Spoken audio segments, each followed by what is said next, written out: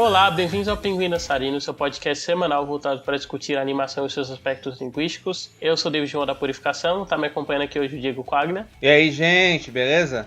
E o Ícaro Santos. Olá, gente. E vai estar participando com a gente só em espírito, porque ela não pôde participar do programa, a Eve do All Incast. A gente está aqui para terminar a nossa cobertura mensal de Mob, né, com o segundo episódio sobre a segunda temporada, mais sobre o anime, logo depois da vinheta. Pra mim, isso aqui não é lixo. Se vai jogar fora, eu pego. Tomei a decisão de valorizar meus sentimentos. Temos que guardar o que é importante. Do que ele tá falando? Nossa, que medo.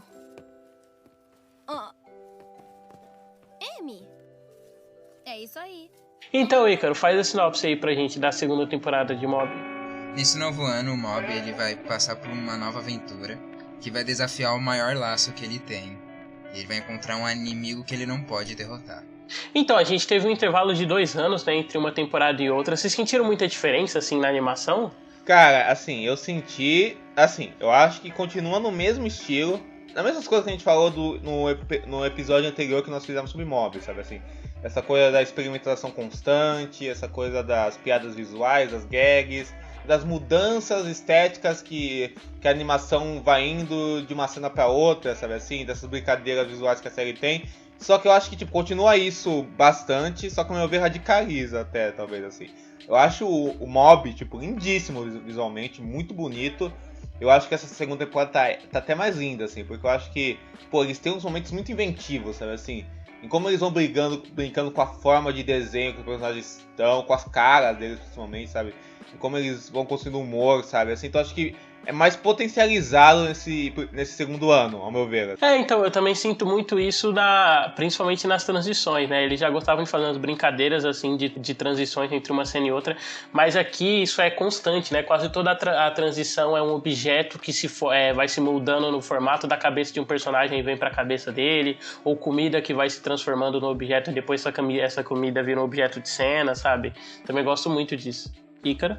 Curioso, eu sinto, como vocês disseram, uma continuidade desse estilo, mas sinto que esse negócio de brincar com essas gags visuais, de mudar o estilo, eu sinto que ocorre mais nos primeiros episódios. E conforme a série vai tomando um caminho de desenvolver os personagens, eu sinto que ela faz menos, seria algo mais na direção do que no estilo, imagino. Isso é engraçado você falar isso, porque os primeiros episódios eles realmente se distanciam, né? Porque eu acho que eles seguem um modelo parecido com a da primeira temporada, são episódios bem semanais mesmo, né? Focado nos casos e essas coisas, né? Sim, o segundo episódio, que é um dos meus favoritos, o de Lendas Urbanas, ele é um episódio bem de monstro da semana, assim. Total. São 3 monstros da semana. Eu gosto muito desses primeiros episódios, assim, tipo, principalmente como a animação ela consegue variar, assim, de tom, sabe? Sem que um tom engula o outro, porque, por exemplo, a primeira parte que a gente vê, o Mob e o Hagen, né, eles estão caçando espíritos e tal, e aí ele tem esse tom frenético, incansável, da montagem, super estilizado, mas quando a gente vem pra rotina do Mob, né, a animação ganha todo um tom ameno, assim, a câmera só passeia com eles pelo parque, sabe? Acho muito gostosinho essas cenas e como eles variam. E eu também gosto principalmente no segundo episódio que você citou aí, porque ele é basicamente tipo um crossover de Mob com um mangá de antologia do Junjito, sabe? Porque eles vão passando por várias lendas e aí é muito da animação tentar buscar naquelas lendas uma nova possibilidade de criar um monstro estético, né? Aí tem a monstra lá que é arrastadora, depois tem a velha que corre no trem, eu acho ótimo, assim. Aliás, esses primeiros episódios, eles têm algo muito legal que eles são bem mundanos, assim, né? O primeiro episódio é basicamente o Mob vai ter uma namorada, mas na verdade não. Aí, o que o Mob sente em relação a isso, né? Aí ele se prova que, na verdade, ele está um pouco além disso, talvez. Então, isso é uma coisa que eu até queria falar com vocês, que é uma das coisas que eu mais gostei dessa temporada. Talvez essa coisa mundana que o Icaro tá falando também, que eu acho que a série gradualmente vai se tornando cada vez mais clara nisso, ao mesmo tempo que a trama mais, com muitas aspas épicas da série vai aparecendo, porque eu acho que essa temporada é muito sobre as relações afetivas do Mob, sabe assim, e dele tá nessa mudança, nesse crescimento, sabe, nesse desenvolvimento.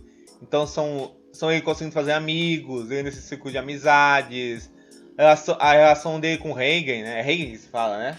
Que a gente conhece outros contornos, sabe? Dos personagens, sabe? Nessa temporada. Também gosto muito desse lado mundano. Eu gosto como aqui a gente passa mais tempo com isso, né? E até, por exemplo, em confrontos grandes, por exemplo, quando ele vai enfrentar o Mogami, tipo, é um combate psíquico, é esse confronto gigante, né, entre ele e esse fantasma, só que o conflito dele com o fantasma se dá através do mundano, então o fantasma reinsere ele numa vindia mundana, mesmo que aquela não seja dele, então, tipo, mesmo esse conflito dele contra essa entidade super poderosa se dá através da rotina dele, né? Eu acho que a temporada fala muito dessa rotina dele, sabe, de como isso tá transformando ele e tudo ao redor dele, sabe, assim, depois que a primeira temporada acaba, e ele tá tentando lidar com as revelações que ele faz, sabe, assim, com novos interesses que vão surgindo pra ele, a rotina dele mudou, então ele tem que lidar com esse trabalho dele de meio que um caçador de espírito, tal, heróico, tal, assim, que combate os espíritos, e esse dom que ele tem com a questão da vida social dele, sabe? Isso eu acho muito interessante, sabe? Essa coisa meio Peter Parker que ele tem, sabe? Assim. Sinto que nesse momento o Mob, nesse começo da série, ele está num momento de estabilidade, né? Ele se descobriu, ele passou a ter controle dos poderes dele, o fato dele ser super poderoso deixou um pouco de ser uma questão, ele superou e reconfigurou o laço dele com o irmão, com os amigos dele da escola, então ele está num momento de estabilidade, assim. Acho que o conflito vem daqueles que orbitam ele, tanto que tem a amiga dele que quer fazer ele virar um líder de um culto foda, assim.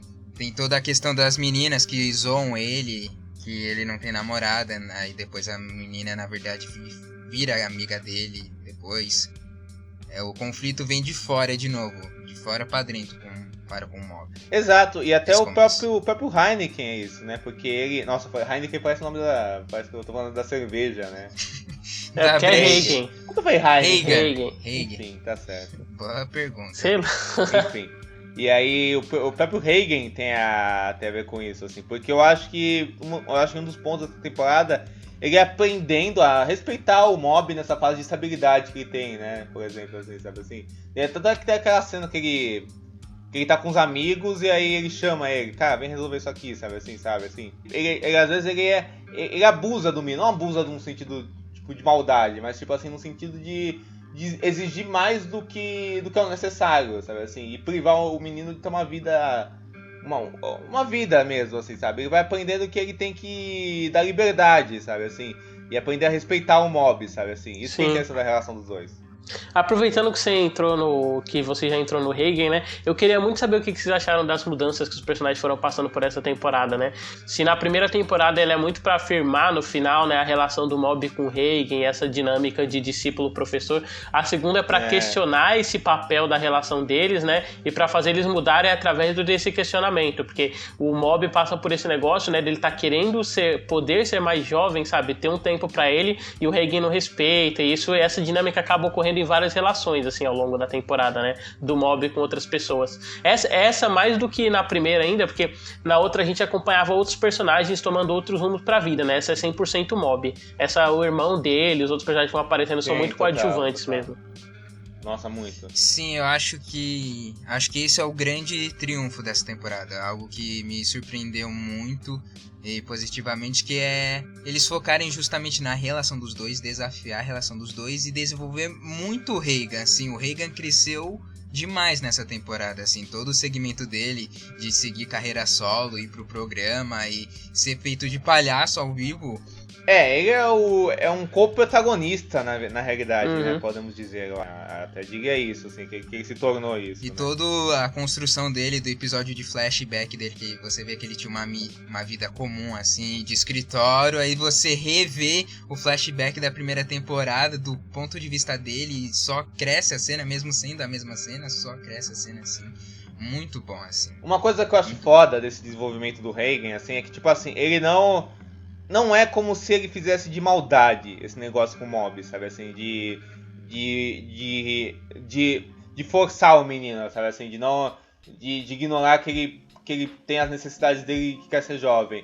É que ele tá tão fechado nisso, e tá tão fechado nele próprio, sabe assim, em como aquela relação dos dois funciona, que ele não percebe que o próprio mob tá mudando e ele tá em outro estágio da vida dele. Então não é como se o Reigen fizesse isso com algum intuito negativo. Ele só faz porque na cabeça dele aquele é o modo de agir com o mob, sabe assim? Aquele é o modo que ele tem de agir com o mob é aquilo mesmo. E aí a mudança é justamente dele aprender dele aprender que ele tem que respeitar o mob, empatizar com o mob da mesma maneira que ele desde o começo fazia, sabe assim, quando eles se encontraram, se conheceram e tal. E aí ele mais esse lado dele, sabe assim, porque as relações mudam. Acho que isso que é legal que a segunda temporada mostra, assim. As relações são as mesmas, mas o jeito que se lida com um amigo, com um companheiro, com o que seja, muda, sabe assim. E a gente tem que respeitar essas mudanças, sabe? Isso que eu acho legal desse arco. Eu vejo que nesse momento, como é mostrado no flashback, o Reigen ele estava perdido, sem conexão. Então, quando ele seguiu essa carreira de pseudo paranormal e o mob apareceu no escritório dele, ele viu ali naquele momento, naquele tipo de relação, um laço com o mob, mas como ele só conheceu daquela forma, ele não consegue imaginar um mob de outra forma. Então, esse rompimento é importante para que ele veja o mob de outra forma. Aliás, é muito foda descobrir que todo o discurso que o mob, que basicamente formou o caráter do mob, o Reigen tava basicamente improvisando, assim, tipo, nossa, o que eu falo pra esse garoto? Então, cara, você não tem que ser mal, você tem que ser da hora. É isso. Esse lado malandro dele é muito bom, né, cara? E assim, a gente se importa com isso e a gente até se emociona. Por exemplo, naquele episódio que ele é desmascarado lá, sabe? Nossa, esse episódio cara, revendo ele é muito tenso, né, cara? Tipo, a primeira vez eu achei que ele era uma tensão normal, assim, mas revendo ele é quase um suspense, assim mesmo, sabe? Como vai sendo construído, com você tendo informação aos poucos, e isso reverberar pra psique do Reigen, e você... Estudo de personagem. Desde a primeira temporada sempre vê o Reigen como essa figura perfeita da argumentação, né? Que se vence só falando, e aí chega um momento em que ele vai perdendo a fala, sabe? Enquanto ele tá falando com o cara... Puta, é muito foda. É um momento que coloca o personagem assim, ele era essa coisa... Ele é o safo que consegue se superar sempre, e nesse momento ele tá num momento de fragilidade e tal. E aí é necessário que a gente conheça essa fragilidade dele, sabe assim? É necessário que ele seja confrontado com essa fragilidade, que ele seja confrontado, sabe? Isso eu acho espetacular. E é ótimo que ao ele ser desmascarado, né, ele virar essa piada, né, e ele se reconciliar com o mob depois disso só dá mais força pra relação deles, né, que a relação deles não era pelo fato do mob achar que ele tinha poderes, não, a relação dos dois era algo além disso. Uma coisa que eu gosto, assim, que a segunda temporada acaba fazendo, é que ela meio que desconstrói os personagens da maneira que a gente conhece pra poder reconstruir eles como outras pessoas, né? Tipo, tem esses dois episódios do Reigen são seguidos pelo quarto e o quinto, né? Que são os episódios da desconstrução do mob, que a gente tem até é quase um... Aí o Diego pode discordar, né, ou não, mas ele é quase um mini final de Evangelion, sabe? Pra ele se passar toda na cabeça do protagonista e usar de formas diferentes, assim, de encenação, pra gente poder ver como ele é, sabe? Entendo. E aí, a gente vem a desconstrução de quem o mob era, né, pra ele poder se reafirmar, seguindo os valores dele, e aí depois a gente passa por isso com o Reigen também, né? E é legal que eles passam por essa mudança, só que não ao mesmo tempo. Tipo, a do mob é no confronto com o fantasma, que só rola na cabeça dele, e a do Reigen é um confronto físico, né, material lá no programa de TV. Exato. Um confronto material, como você falou, sabe? Assim, que face to face, né? Exatamente isso. Sim. E até as consequências são materialistas, né? Porque ele vai perder o emprego e vai perder o dinheiro e ficar pobre, entendeu? Voltar a ser alcoólatra no bar. Enquanto a do mob é realmente uma consequência de destruição do psicológico e espiritual. O emprego tem esse fator das consequências materialistas, mas um dos sinais que o Reigen mudou é quando o Reigen dá uma semana de folga pro mob, né? Sim. Exatamente, pra ele curtir lá com os amigos e tal. Porque aí que mostra que ele não se importa com o mob só como um empregado. Ele se importa com ele como uma pessoa, como um amigo, sabe? Como essa relação familiar que eles têm. Sim, demais. Eu só queria citar a questão que você disse da desconstrução do mob, que eu queria dizer que como ela embora ela pareça uma dinâmica parecida com a do Teru com o Mob na primeira temporada, que o Mob deixa ele pelado lá e fode a cabeça dele, ele vira uma nova pessoa, com o... esqueci o nome do personagem, que era o sobrenatural poderoso e virou um Mogami. Mogami.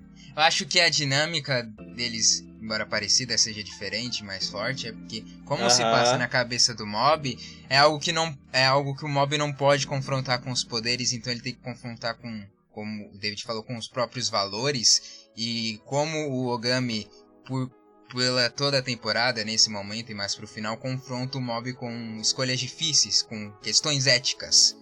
Nossa, isso é uma das coisas que eu mais gosto, assim, né? Esse lado dele ficar sem os poderes e, tipo assim, e ele passar por todo um outro processo de formação social, né? Que é o que o Mogami faz. Ele ressocializa o Mob, mas dentro da realidade em que ele passou, né? De ser essa coisa de sofrimento e não de formar relações que vão apoiando ele. Que isso é recorrente, assim, com outros personagens na temporada, né? Porque quando a gente chega no Serizawa, que é aquele personagem do guarda-chuva que ficou recluso a vida inteira, ele é a mesma coisa, né? Ele teve essa socialização quebrada em que ele ficou trancado dentro de casa e só depois de adulto ele saiu, mas naquela forma de criança em que ele ainda dependia emocionalmente do chefe dele, né? Sim, o Mob nesse momento, ele, como com o Teru foi a questão de choque, né, ele explodiu a cabeça do Teru e o Teru se tornou uma nova pessoa, com o Mogami ele passa a ter o negócio da empatia, do diálogo, que vai ecoar nessa cena do personagem do guarda-chuva. Gosto muito da conclusão que ele chega, que tem toda a cena de conflito, né, e termina com eles dois conversando, e aí o Serizawa, ele entende o Mob como eles criam lá a sua parte disso, isso é muito foda, né? E tanto que depois, quando o Serizawa vai defender o Reigen de ser morto pelo vilão da temporada, o guarda-chuva dele é destruído, né? Mostrando que ele não depende mais daquilo, não depende mais de se proteger através de outra coisa, agora ele se vale por si mesmo. Perfeito. Uma coisa que vale citar é que essa relação dos dois, ela citar mais pra frente, mas já apontando aqui que essa relação dos dois é um espelho invertido com a do Mob com o Reigen. Não tem nem o que falar. Tomei um pau. Então, já aproveitando e indo pro plot, né? Tipo, a gente comentou que essa temporada, assim como a primeira, ela tem esse negócio dele ser dividido por arcos. O que vocês acham, assim, desse primeiro, né? Que é esse lado slice of life da vida dele. Eu já comentei no começo, né? Que eu gosto bastante do retrato e de como a animação varia. Mas eu gosto muito de como os relacionamentos, eles vão se criando, assim, de forma bem amena com a rotina do Mob, sabe? Esse arco, por exemplo, da namoradinha fake, que gosta de escrever, e aí o Mob passa a entender isso nela, e aí depois, quando isso é negado dela, ele vai lá e devolve isso pra ela. Acho muito bonito também. Então, eu pessoalmente, eu gosto muito, essa é a parte talvez que eu mais gosto da temporada, assim, essa coisa do dia a dia do Mob mesmo, de como ele vai lidando com isso, de como ele vai mudando, sabe assim, na verdade, como essas mudanças vão lidando com a vida cotidiana dele, sabe assim, de ele tá... Porque assim, a primeira temporada a gente falou bastante desse negócio do Mob, como ele lida com as emoções, sabe assim, e agora ele tem que se transportar do jeito que ele é e aprender a lidar com um mundo que oferece pra ele vários tipos de sentimentos diferentes, relações diferentes, sabe assim, que ele não estava acostumado, sabe assim. E eu acho legal que a série, o anime, ele tem um tom muito sutil pra falar tudo isso, sabe assim, nada é um big deal, sabe assim. Tudo é muito suave, leve, sabe assim, em como lidar com as relações dele, sabe assim. Então a série nunca pontua muitas coisas, sabe assim, ela só vai seguindo, e você vai se envolvendo com os dramas dele e das pessoas ao redor dele. Esse que você falou da falsa namorada, dos amigos, sabe assim, dos espaços que ele começa a acessar, novos, sabe assim, isso que eu acho muito interessante. Pô, e isso é legal porque são características complementares e opostas da série, né? Porque ao mesmo tempo que na parte da rotina tudo é mundano, nada é um big deal, ela é uma série que ela busca o tempo todo transformar as ações dos personagens em big deals, né? Tipo, qualquer movimento que os personagens vão fazer, a câmera enfatiza girando entre ele, a animação fica estilizada, um monte de formas piscando, é muito louco isso. Exemplo da cena que o Mob vai tentar fazer o discurso pra ser presidente de classe, ele fica calado e todo mundo fica com carinho de batata. Cara, o jeito que eles retratam essa vida colegial é muito bom. E tem esse contraste mesmo que o David falou, sabe? Porque enquanto a vida colegial é isso, a vida espiritual dele vai numa crescente épica, né? A cada episódio, né? Assim, dos primeiros, que são mais semanais, assim, não mais semanais não, são mais, assim, coisas isoladas, sabe? até ir num grande arco e para a BBB, sabe assim, que ele vai enfrentar. Uma coisa que eu gosto é que se essa primeira parte da temporada é pra definir como o Mob se sente em relação ao mundo, a segunda metade é pra definir como ele muda o mundo a partir de como ele se sente, sabe? Sim, exatamente.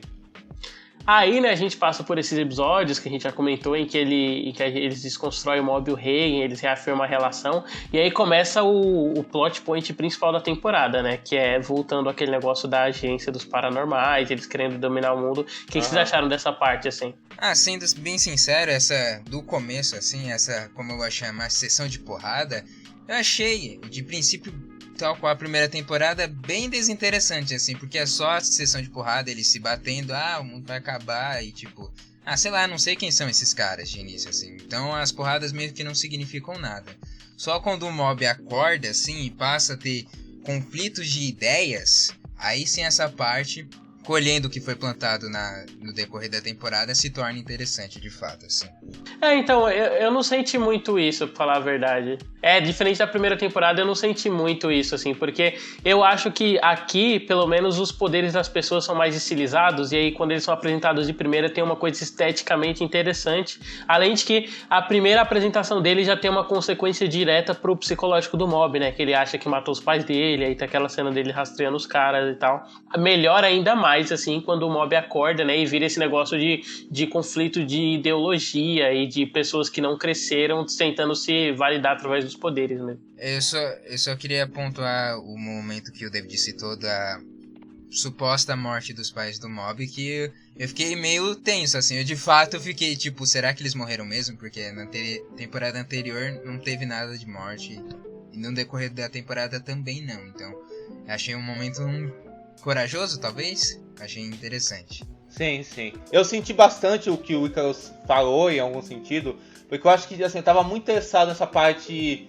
cotidiana e emocional da relação do Mob com a questão dele com o Reigen e dele na vida do colégio dele, sabe? E na questão do espírito da semana, mãos da semana, enfim, que ele tava envolvido, sabe? Eu tava muito inserido naquilo. E aí quando vem essa trama, sabe, mais contínua e tal, do que vai acontecendo, eu senti um pouco o que... não uma repetição da primeira temporada, porque eu acho que o que o David falou realmente é verdade. Tem essa questão estilizada que tá muito forte, muito mais forte nessa segunda temporada, e tem ligações com o próprio desenvolvimento do próprio Mob, assim. Mas eu achei que eu não tava envolvido tanto, tava achando meio mais do mesmo, sabe assim? Aí, quando isso começa a se unir com o desenvolvimento do próprio Mob, sabe assim, do que ele sente, acho que essa temporada é muito sobre... Acho que a série é muito sobre sentimentos, sabe? De como você se relaciona com ele, de como isso afeta coisas que a temporada estava tratando lá no início. Aí eu comecei a achar bem interessante todo esse plot. Dando continuidade nessa ideia, acho que o porquê de eu não ter ligado tanto é porque essa parte, antes do Mob acordar, são muito dos coadjuvantes que a gente foi apresentado na primeira temporada, mas eles não aparecem no decorrer da temporada.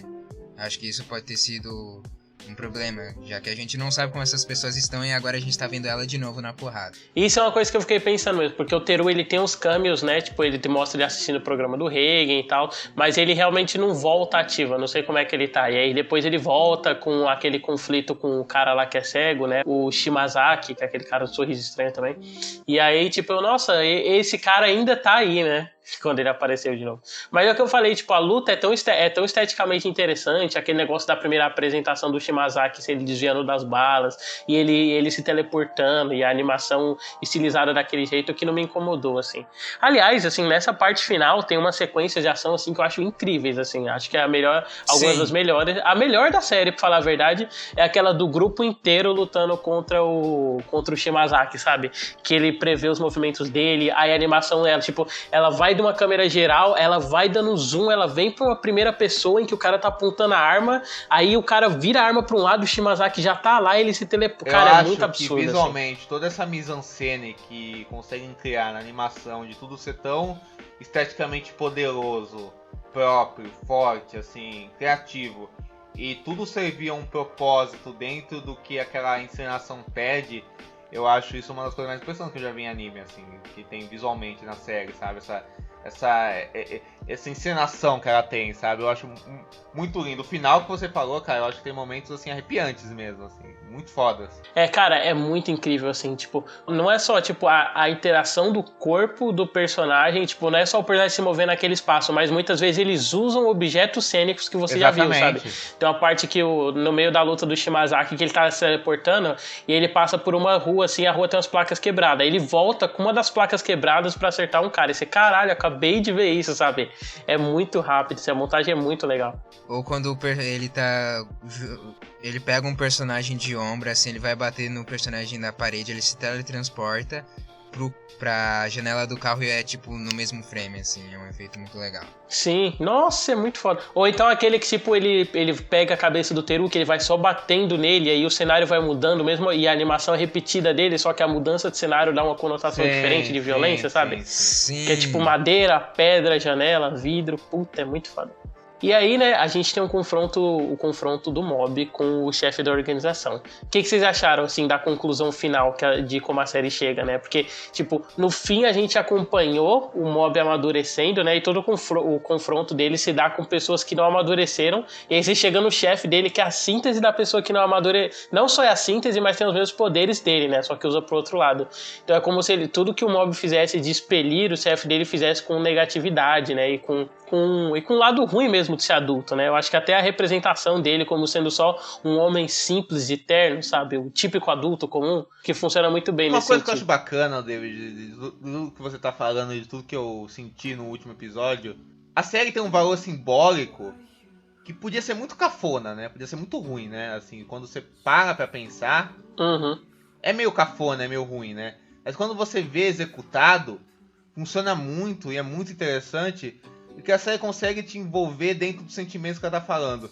Então o fato de, tipo, no final das contas, o que acaba salvando o mob e fazendo ele ganhar é a empatia, ele ter desenvolvido sentimentos, ele ter desenvolvido emoções e ele ser uma boa pessoa. A bondade salva ele, o poder do bem salva ele. Quando você fala o poder do bem te salvou, isso aí é uma coisa meio Cavaleiro Zodíaco, né? Uma coisa o poder da amizade, sabe?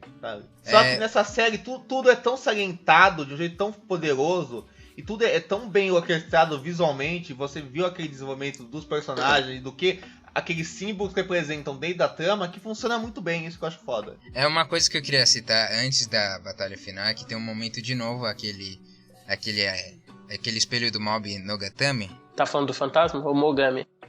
O Mogami, ele aparece de novo um último momento na temporada pra fazer mais uma escolha difícil pro mob, assim. Que é o momento que ele tem que aprender que, apesar de as pessoas, de ter que insistir para as pessoas serem boas, às vezes não vai ser possível só a conversa. Eu acho que esse momento ele tem que aprender que ele tem que ser duro com as pessoas, né? Isso, um momento importante antes dele ir pro chefe final. E eu acho que, como o Diego falou, o negócio do poder da amizade, tem literalmente um diálogo que é basicamente o vilão falando assim: eu tenho poder, o que você tem? Aí o mob fala basicamente: eu tenho amigos. Exato. Mas a construção é tão boa e você entende toda a questão da relação dele com o filho e como ele perdeu a esposa, porque ele é esse homem de negócios, ele é o Patrick Bateman, ele é esse cara que teve tudo na vida e só quer consumir mais e mais e mais, e você, no decorrer da temporada, tem toda essa questão nos negócios mundanos, que às vezes o mob consegue se conectar, às vezes não, ele tenta de novo e consegue, e todo o desafio que ele teve com a relação do Reagan, então bate forte, né? Não soa bobo. E é ótimo também que, tal qual o Reagan, ele também é um homem comum, né? Ele é um cara de terno, assim, com o cabelinho pro lado, raspado, assim.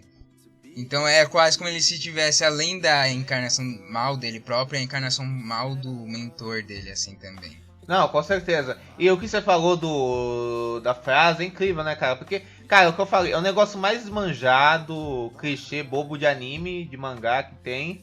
E funciona, sabe? Muitas vezes tem um negócio de... O vilão fala... você... Não só mangá, cara. Tem isso em Harry Potter, sei lá, o que você tem. Aí o cara fala, tenho amigos, sabe? Eu tenho família. É muito clichê, sabe? É muito manjado. Mas aqui funciona porque teve toda uma construção ligada a isso que deixa forte e que deixa aquela frase poderosa. Isso que é foda, sabe assim? Isso que é lindo. Você vê que o cara, ele usava as pessoas, né? Ele tinha... O cara do guarda-chuva, ele não saía de casa, né? Aí ele chegou nele e deu uma proteção para que ele pudesse sair de casa, né? Esse executivo pro rapaz de guarda-chuva. Mas você sente que isso é ruim, que ele só estava usando esse rapaz. E aí quando você vê o Mob ajudando ele, vê o esforço, né? Uma batalha de poderes mesmo, né? Aí você vê essa construção e depois você vê o conflito dos dois, bate forte mesmo. Exato. E uma coisa que eu gosto também, cara, é como o Mob ele tem uns lados que são quase disruptivos, assim, né, pro protagonista, porque ele tem, tipo, esses conflitos dele com o chefe, com o Mogami no meio da temporada, eles são típicos conflitos com pessoas que seriam os típicos protagonistas de anime, sabe? Você tem essa pessoa que é traumatizada porque ele perdeu os pais, que no caso é o Mogami, né, ele perdeu a mãe lá por conta da doença. E aí depois você tem o chefe, que é o cara que tem o típico... Tipo, apesar de ele ser o vilão clássico, ele também poderia ser o típico protagonista, sabe? Essa pessoa que tem poder, ele quer alcançar tudo e tal. Então eu também gosto de como o Mob se reafirma como a pessoa do senso comum, e esse senso comum dele é o que torna ele especial, sabe? Perfeito. Outra coisa, acho que vale a pena citar o momento... como o Mob de novo se prova uma pessoa normal, mas ao mesmo tempo... de luz, né? O momento que ele fica com o vilão, né? Eles ficam lutando, aí o cara vai explodir, o Mob pede pra todo mundo ir embora e fica. Acho que é o último grande ato de hombridade ao mesmo tempo mundano que ele faz. Então é isso, né, gente? Considerações finais e nota. Devo dizer que eu já estava esperando algo bom por conta da temporada anterior ser ótima, assim. No entanto, como eu já disse antes, essa temporada foi muito boa, mas de uma forma que eu não estava esperando, assim. Quando você termina a primeira temporada com aquele elenco de coadjuvantes, né, todos paranormais, os gêmeos com cabeça quadrada, o próprio Teru, o irmão do Mob, eu imaginei que seria esse grupo. A segunda temporada seria sobre as relações desse grupo. E o fato deles darem um tempo para reforçar e desconstruir, reforçar de novo a construção do Reigan com o Mob e crescer o personagem do Reigan foi algo que me pegou, me surpreendeu e foi muito bom, assim, o grande X dessa temporada. E por conta disso eu dei 4 estrelas para a primeira temporada, acho que eu dou 4 estrelas e meia para essa segunda. Diego? Então, eu concordo bastante com o Ícaro, essa foi uma temporada que me surpreendeu, né, eu já tinha gostado muito da primeira. Eu acho que ela tem acertos, ela repete acertos da primeira. Eu acho que essa parte visual, estética, essa segunda temporada acompanha muito, mas cresce muito, porque até pela... Eu falo que o negócio está inserido na série, mas pelo próprio domínio que a série tem a isso, o domínio que é oferecido só aumenta. Eu acho que essa coisa dela surpreender, como ela trata as relações específicas do Mob e do Reigan, ao invés de ir para um lado meio Liga da Justiça, que a gente achou que ia ser, sabe, assim, de explorar isso, tal, essas coisas e tal. E liga isso com um aspecto meio... Esse aspecto épico de Shonen que vai crescendo até o fim, mas que é tão bem pensado com os personagens, mesmo isso tendo me estranhado no começo, minha nota vai ser um 4,5, porque realmente eu gostei bastante, assim, acho que foi um anime que ficou bem completinho na minha cabeça, então vai um 4,5 aí. Opa consagrado, tudo nice? Eu sou a Ive do All In Cast e fui convidada pelo pessoal do Pinguim Podcast para falar um pouco sobre as minhas impressões da segunda temporada de Mob Psycho 100. Vamos lá? É bom começar lembrando que esse anime tem características bem únicas. É uma animação bem original, com personagens fáceis de nos identificarmos e as críticas sociais que são bem marcantes e estão sempre presentes no enredo. Além de que essa nova temporada possui 13 episódios. Mas adentrando no contexto da segunda temporada, lembramos que no final da temporada anterior o protagonista, Mob, ele fez amigos e viveu novas experiências, e é a partir desse ponto que o novo arco se inicia. Mob ainda está na luta para conquistar a Tsubomi, afinal ela é sua paixão de infância. O Reigan ainda mantém um alívio cômico se focando nas lendas urbanas modernas e antigas do Japão. Se são verdadeiras ou não, não importa. O foco é ganhar dinheiro com isso. Nessa temporada também, o Shingeo Kageyama, que é o nosso querido Mob, começa a ter realmente consciência de seus poderes e entende a responsabilidade que possui possui, mas as suas emoções são variadas. A dificuldade só aumenta e ele, com o tempo, as domina, desenvolvendo de certa forma empatia pelos espíritos e pelas pessoas ao seu redor. Ele vai ficando mais forte, mais determinado, conforme vai entendendo o verdadeiro caminho para a amizade e que ninguém é feliz sozinho. E com isso, o seu poder aumenta. O novo modo de 100% do mob é totalmente insano e ele tem um controle total. É fantástico também ver as claras referências a outras obras, como por exemplo o Street Fighter e a lenda do cachorro com rosto de humano. Em contrapartida, o Covinhas rouba a cena em diversas ocasiões. O co-protagonista, que deveria ser o Reagan, ele é tão bem trabalhado que acaba sobrando espaço para cada personagem se desenvolver. Até os inimigos são bem feitos, mantendo a qualidade da temporada anterior. E trazendo de forma bem breve sobre os vilões, Keiji Mogami é um ex-aluno que sofria bullying na escola, havia sido transferido, suas emoções negativas foram acumulando ao longo do tempo e tudo que ele fez na vida deu errado, além dele ser um paranormal. Desse modo, o espírito de Mogami acaba sendo um adversário peso pesado para o Kageyama, para o mob. Numa escala geral, essa segunda temporada é bem mais adulta, explorando as emoções do protagonista sem perder o clássico humor. O desenvolvimento do protagonista, do Shingeo Kageyama, é mais do que visível. O mob ele cresce de um garoto sem amigos ou confiança para um dos protagonistas mais responsáveis e empáticos no anime, tendo agora dado início à fase de ter a sua própria opinião e tomar as suas próprias decisões. Algo que creio que combina mais do que perfeitamente com essa temporada é justamente a abertura, a letra da abertura, que em algumas partes diz: assim como o mob, se nem todo mundo é especial, então talvez você possa ser o que você quer ser. Sua vida é sua, então viva a cada dia. Você precisa se sentir especial para se sentir bem? Está tudo bem você fugir, contanto que você seja capaz. Fora isso, tem umas referências e easter eggs que são maravilhosos a One Punch Man nessa segunda temporada, bem naquele estilo do Onde Está o Wally. E pra quem não sabe ou não se lembra, o criador de Mob é o mesmo criador de One Punch Man. Vamos lá falar de algumas das referências e easter eggs que aparecem. O Saitama, ele aparece no telefone do Reagan, uma capa de revista exibe o Saitama, aparece também o mangá de One Punch Man, o mangá original, webcomic. O Saitama aparece num copo do McDonald's. O prisioneiro Puri Puri, ele aparece também na multidão. O Saitama, ele aparece na abertura da segunda temporada, mas de uma forma bem